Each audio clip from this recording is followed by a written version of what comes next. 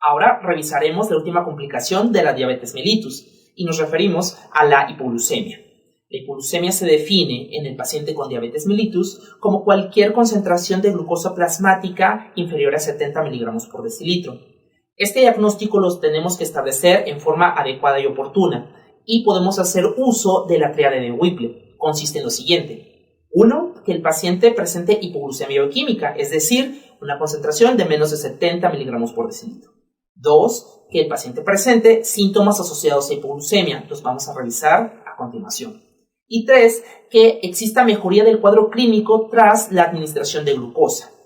La hipoglucemia siempre será más frecuente en los pacientes con diabetes mellitus tipo 1, y esto derivado de la pauta de tratamiento intensivo.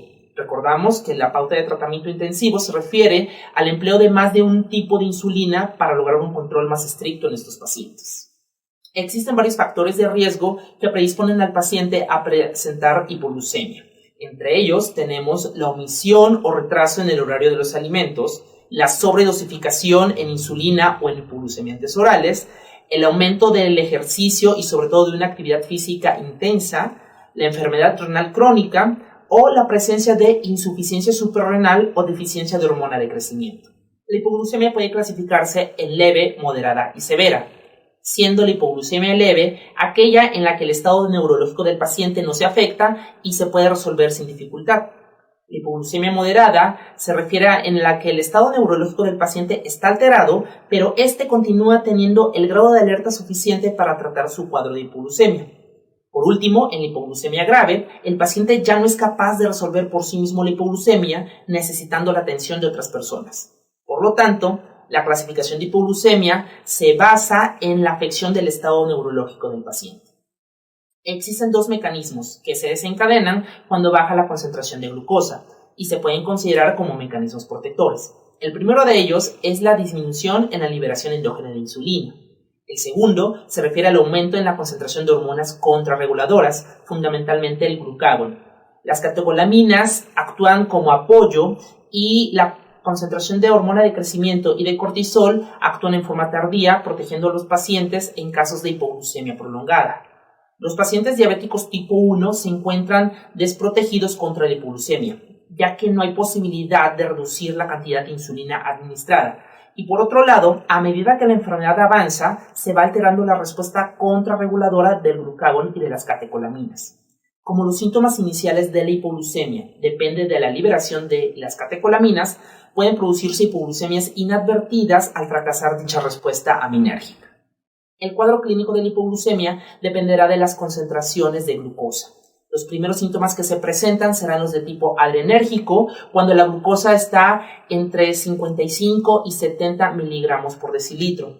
Se presenta nerviosismo, temblor, palidez, palpitaciones y sensación de hambre. Esto depende de la liberación de catecolaminas y por eso nos recuerda a la clínica de un febroxocitoma. Posteriormente vienen los síntomas colinérgicos, principalmente sudoración y náuseas.